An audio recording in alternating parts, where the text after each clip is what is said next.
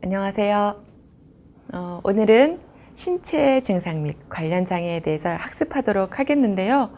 우리가 그동안 계속적으로 이야기하는 것이 이제 몸과 마음, 신체적인 반응과 연결되어 있는 마음, 우리 마음 상태, 심리적인 상태에 의해서 발생되어지는 우리의 신체적인 반응들, 이게 계속적으로 연관되어 있는 것들이 큰 특징이고 가장 중심이고 가장 또 우리가 중요하게 봐야 되는 또 부분이고 그렇습니다. 그 중에서도 이제 가장 그것을 대변하는 장애가 바로 이 장애이지 않을까 싶습니다. 그래서 몸과 마음은 굉장히 밀접하게 연관되어 있다. 우리가 신체적으로도 건강하려면 마음이 건강해야 하고, 마음이 건강하려면 또 신체도 또 중요하다. 이제 서로 상호작용을 하고 있는 것들, 우리가 참 무시할 수 없는 부분이기도 합니다. 그래서 그동안 이제, 여러 가지 이제 우리가, 학습한 부분을 또 이제 종합해서 또 볼 때, 이제 지금 우리가 앞으로 학습할 이 신체 증상 및 관련 장애는 그 심리적인 원인에 의해서 다양한 신체 증상을 나타내는 유형에 대해서 이제 알아보도록 할 건데요. 이 장애를 지닌 사람의 특징은 흔히 다양한 신체 증상을 나타내지만 사실은 의학적으로 이것이 발견되지 않는다라는 그러한 특징을 갖고 있습니다. 그래서 따라서 이분들, 여기에 속하는 사람들은 일명 의료 쇼핑을 한다. 이렇게 우리가 또 이야기하고 있거든요. 그래서 사회적으로 굉장히 많은 의료비와 보험비를 이렇게 지출하는 그런 또 모습을 보게 됩니다. 이와 같은 또 우리 하위 유형을 여기 신체 증상 장애, 건강 염려증, 전환 장애, 허위성 장애, 이 하위 유형에 대해서 조금 살펴보도록 할게요. 그것의 첫 번째로 우리가 신체 증상 장애에 대해서 이야기를 할 텐데요. 신체 증상 장애는 우리가 한 개 이상의 신체 증상을 고통스럽게 호소하거나 그로 인해서 일상생활에 어려움을, 지장을 받는 것을 의미합니다. 그래서 신체적인 관심사로 신체 증상을 심하게 호소하고 이분들은 정신건강의학과보다는 신체 관련된 그런 진료를 더 많이 찾아다니고 관련된 그 과를 더 많이 다니게 되는 또 모습을 보입니다. 그리고 특히나 남성보다는 여성에게서 두드러지게 많이 보이게 되는 그런 특성을 보이고요. 아동 같은 경우는 이 신체 증상 장애를 가진 아동은 복통이나 두통, 피로, 오심을 호소하는 그러한 반응들을 보이는 또 특징이 있습니다. 이들이 보이는 증상을 구체적으로 또 우리가 보자면 어떤 것들이 있냐? 여러 가지 신체 기관에서 다양한 신체 증상을 이제 말하는데요. 그 중에서도 특히 신경계에 대해서 이 다양한 부분 중에 신경계에 대한 불편함을 호소하고요. 위장, 소화기관 이런 부분들, 소화 안 돼요. 너무 힘들어요. 이런 부분, 위장 관련된 것. 또 여성 같은 경우는 여성 생식기 기능의 어려움을 호소합니다. 이분들의 다양한 신체 증상의 특징들이 이런 부분들을 조금 나타내는 부분들이 있고요.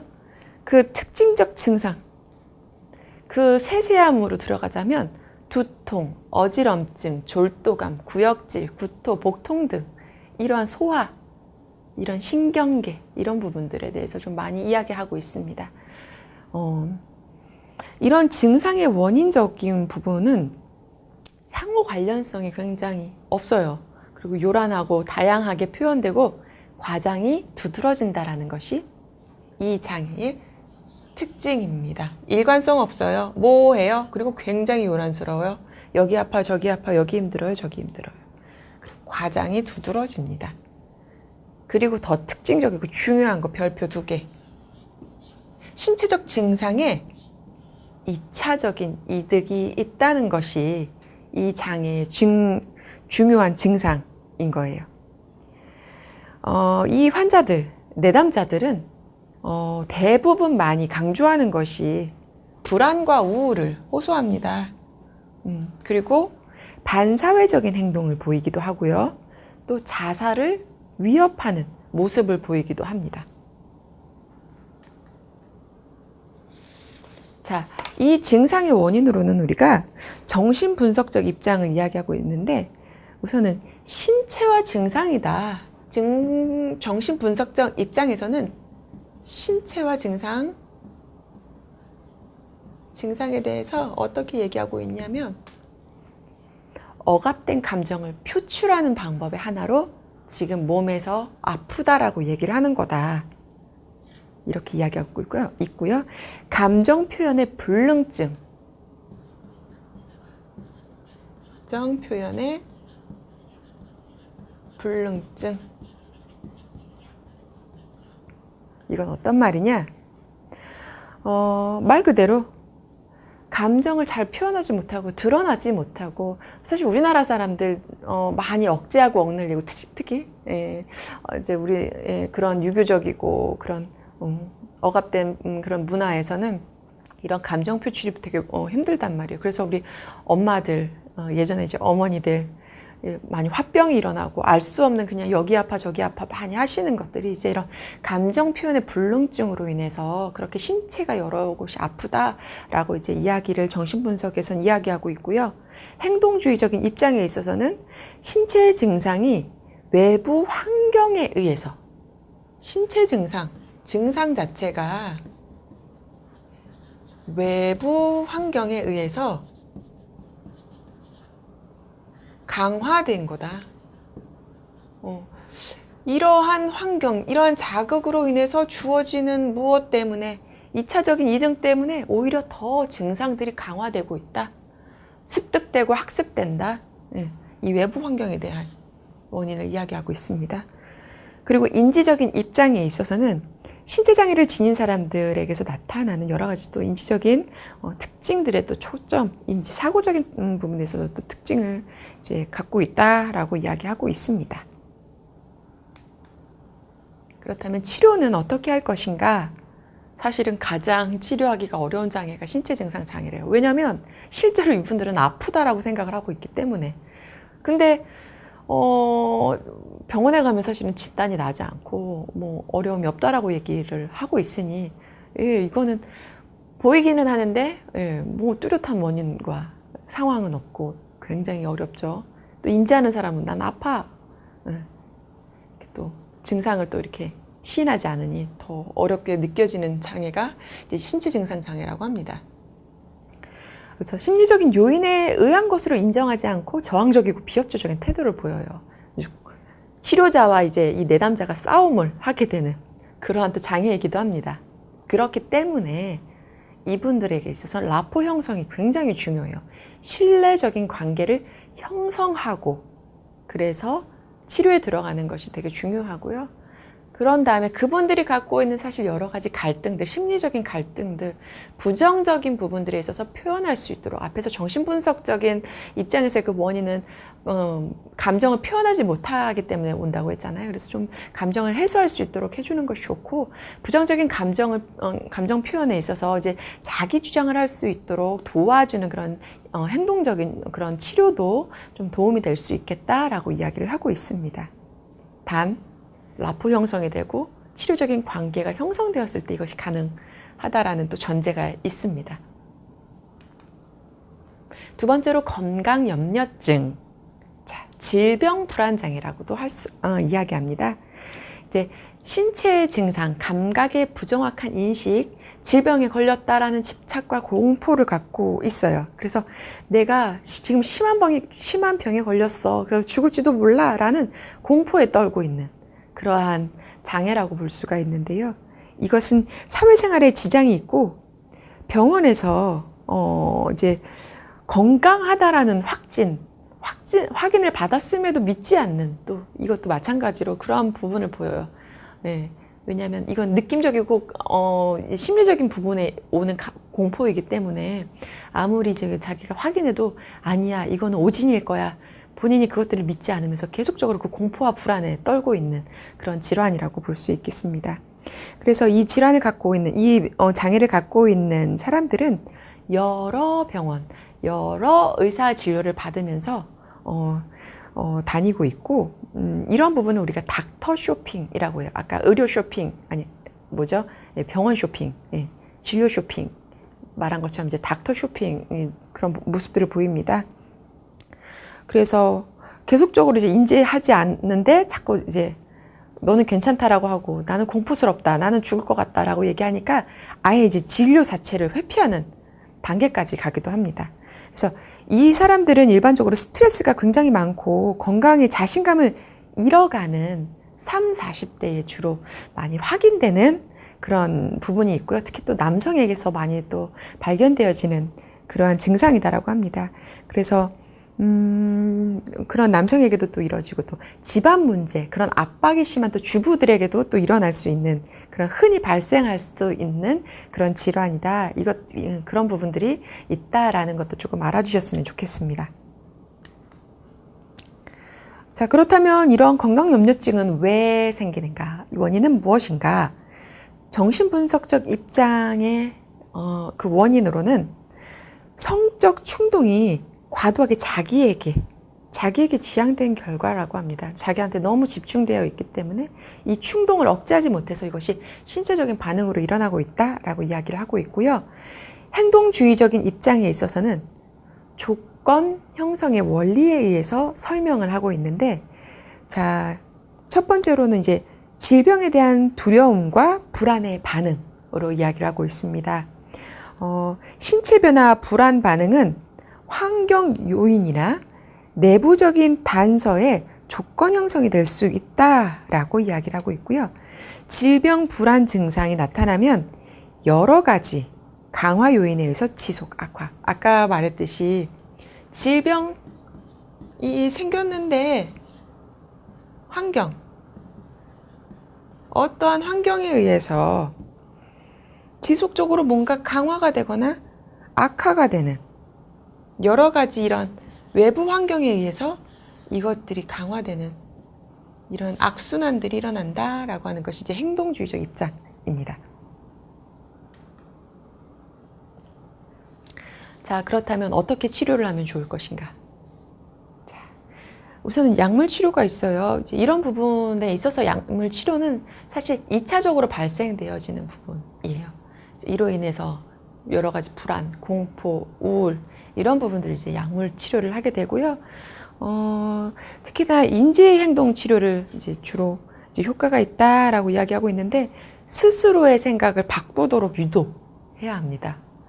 생각을 바꾼다. 사실 되게 믿고 있는데 이게 그것이 아니다라고 이제 이거를 유도하는 것은 사실 굉장히 또 힘들어요. 이것도 앞에 있는 장애와 마찬가지로 라포 형성, 신뢰 관계가 형성된 후에 그것들에 대해서 이제 좀 진행이 되어야 하는데, 자기의 신체 변화에 대해서 좀 객관적으로 볼 수 있는 그런 지각을 갖게 하도록 하고요. 그리고 의사와 병원에 방문해서 좀 확인과 안심을 구하는 것이 필요한데, 우리가 일반적으로 병원에 가면 굉장히 빨리빨리 좀 대충대충 넘어가는 그런 경우들이 좀 많잖아요.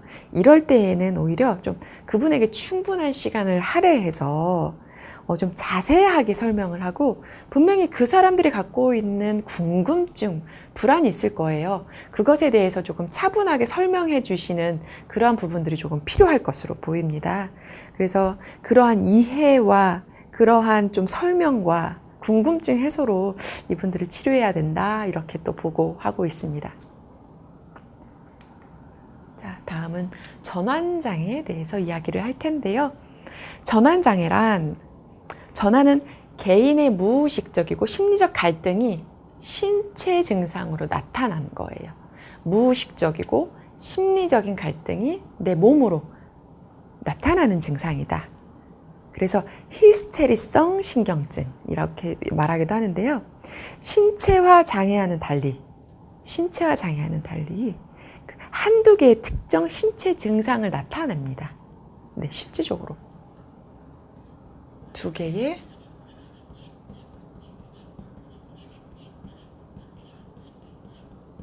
증상을 호소합니다. 그래서 가장된 상황이 아니라는 것. 그리고 선행된 갈등, 스트레스가 전제예요. 이유가 있다.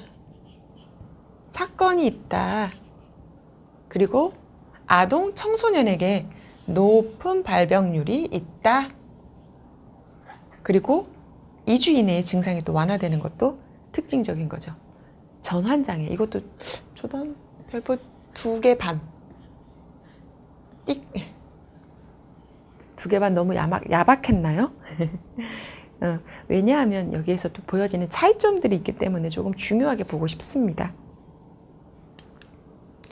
자, 주요 증상을 조금 살펴보도록 할게요. 주요 증상에는 운동 기능의 이상, 감각 기능의 이상, 그리고 갑작스러운 신체적 경련이나 발작, 이러한 증상들을 보이는데, 자, 운동 기능의 이상에는 신체적 체 기능, 그리고 협응 능력, 네. 손으로 하는 협응 능력의 손상, 그리고 마비가 있기도 합니다. 그리고 불성증이라고 해서 갑자기 말이 나오지 않는 거예요. 불성증이 있고요. 그리고 소변을 보지 못하는 그러한 부분들도 있습니다. 이러한 신체적 운동 기능의 이상이 있고요. 그리고 감각 기능의 이상은 촉각 느끼지 못해요. 통각, 통증을 느끼지 못해요. 이중시야 2개로 보이는 거요. 이중시야에, 그리고 아예 물건을 보지 못하고 소리를 듣지 못하고 하는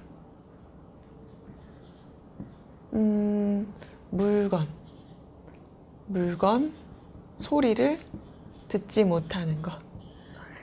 그리고 환각 증세도 이 감각의 이상이다라고 볼 수가 있겠습니다.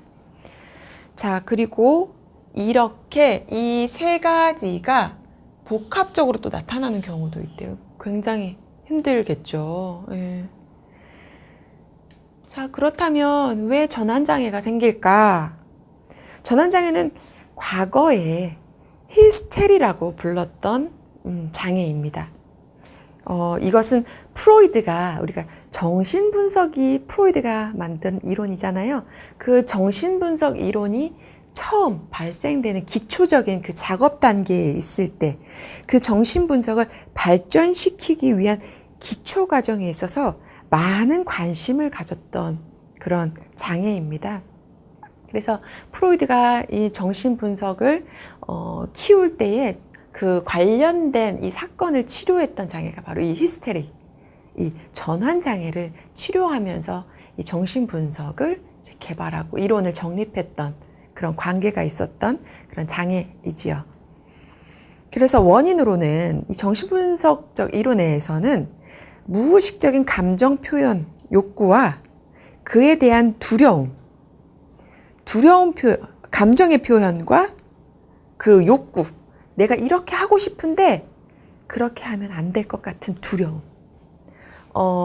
이 정신분석, 제가 아까 말했던 이 히스테리를 연구했던 이 프로이드가 어떤 오이디푸스 컴플렉스에 관련된 것을 연관지어서 이제 이것을 이제 이야기했는데, 나는 이렇게 하고 싶은 욕구가 있어. 근데 그렇게 하면 이거는 내가 하면 안 되는 거야. 일반적으로, 사회적으로, 도덕적으로, 윤리적으로 하면 안 돼. 근데 나는 그렇게 하고 싶어. 이 갈등 때문에 이 전환장애가 일어난다. 신체적인 마비, 신체적인 아픔이 일어난다. 라고 이렇게 이야기하고 있는 것입니다. 그리고 행동주의적인 입장은 충격적인 사건 후에 생기는 신체 변화가 외부적으로 강화된 것이다. 라고 이야기하고 있고요. 생물학적인 입장에 있어서는 뇌 기능의 손상에 의해서 이렇게 발생했다라고 이야기를 하고 있습니다. 그렇다면 어떻게 치료를 하면 좋을 것인가? 신체 증상 장애에 적용되는 치료 방법을 사용을 하게 된다라고, 너무 원론적이죠? 자, 증상 유발, 그 스트레스 사건을 우선은 확인하는 게 중요해요. 왜 그 사람은, 이러한 장애, 아까 말했던 어떠한 욕구를 갖고 있는데, 어떠한 부분이 내가 그렇게 하면 안 된다라는 그런 사고를 갖고 있는지, 그런 갈등을 갖고 있는지를 확인하게 하는 것. 그래서 그러면 그걸 어떻게 풀면 좋은 것인지, 그러한 일련의 전체적인 과정들, 심리적인 그런 스트레스를 확인하고 제거하는 것에 노력을 하고, 그리고 그래도 돼 하는 지지적이고 좀 강화적 효과를 오히려 감소시키는 그 신체 행동으로 인해서 주어지는 이득, 이런 부분들을 감소시키는 데 주력을 하고요. 지금 여기 아래에 나왔죠. 이득을 줄이는 데 도움이 된다. 이것이 바로 이제 이 부분이라고 할 수 있겠습니다. 그것과 연관시키지 않도록, 그것이 연관되지 않도록 환경과 신체 증상을 분리할 수 있게끔 하는 것이 치료의 중점이라고 볼 수 있겠습니다. 마지막으로 허위성 장애에 대해서 이제 살펴보도록 하겠습니다. 이 허위성 장애, 저는 여기서 가장 중요한 장애, 별표 3개를 주고 싶습니다. 자, 허위성 장애는 그 환자 역할을 하기 위해서, 자, 중요한 건 환자 역할을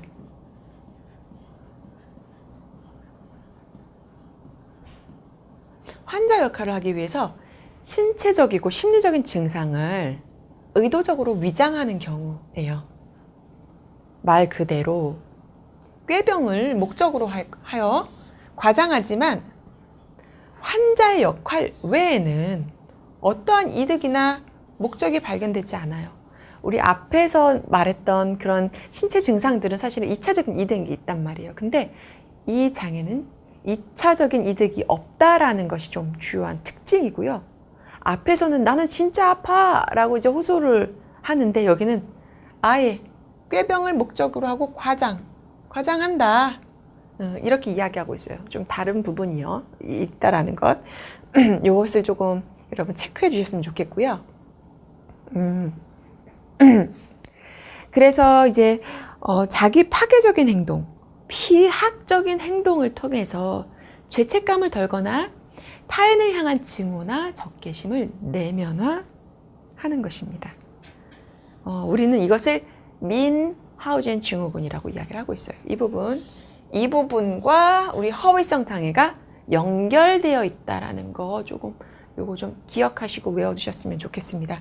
민하우젠 증후군이라고 한다면, 이제 독일의 군인이자 이제 관료였던 민하우젠 남작이 자신의 그 모험담을 이제 실제로 경험하지 않았는데 이제 사람들한테 막 허위와 과장으로 막 소개하고 이제 꾸며냈던, 그래서 사람들의 관심을 얻었던 그러한 사건을 토대로 해서 영국의 이제 한 학자가 이제 이것을 가지고 이야기했던 그런 증후군인데요.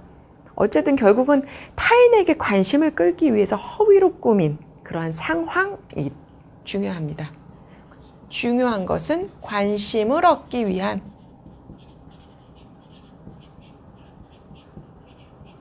과장.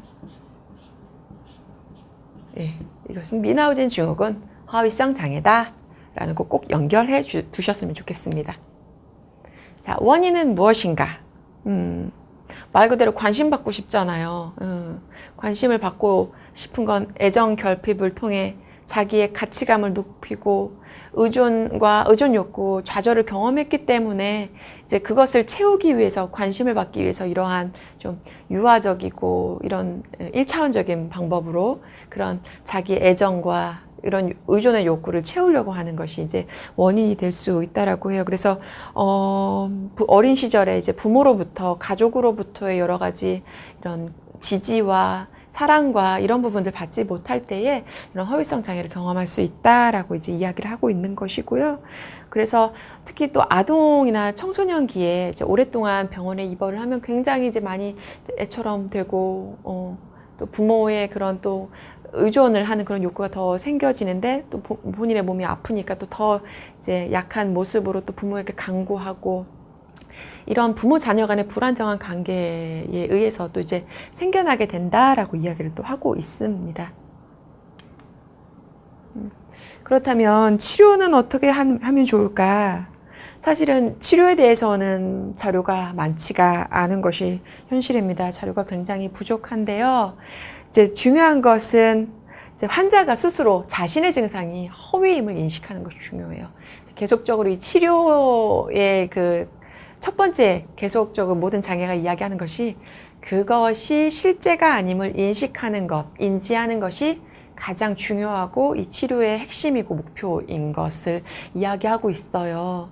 자, 그래서 이제 심리 치료를 통해서 이제 허위 증상을 인정하도록 도와주는 것이 중요한데, 그렇지만 대부분 보면 이 친구들은 치료 회기를 잘 지키지 않고 회피하는 경향들이 크기 때문에 치료도 효과적이지 않다라는 그런 또 보고가 있습니다.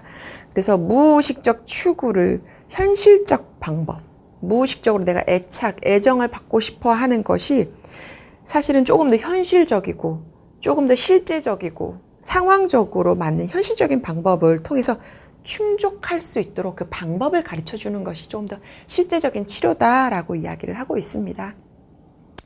이번 강의에서는 여러 가지 신체적인 증상 및 관련 장애에 대해서 이제 학습을 했습니다. 신체 증상 장애는 이제 부정적인 감정을 억압할 때 발생이 되고 그 증상으로 인해서 2차적인 이득이 있다라는 것. 그러나 허위성 장애는 환자 역할이 중요하고 그뿐 이제 더 이상 실제로 아픈 것이 아닌 꾀병이었다라는 것. 그리고 이들은 2차적인 이득 따로 없다라는 것. 요 두 개적인 차이, 신체 증상 장애와 허위성 장애의 차이를 조금 좀 정확하게 알아두시는 것이 좀 이 장에서 중요한 핵심이 될 수 있고요. 좀 종료 후에 여러분 한 번 더 정리하시면 좀 여러분 장기 기억하는 데 좀 도움이 되실까 싶습니다. 예, 이번 강의도 여러분 수고하셨습니다.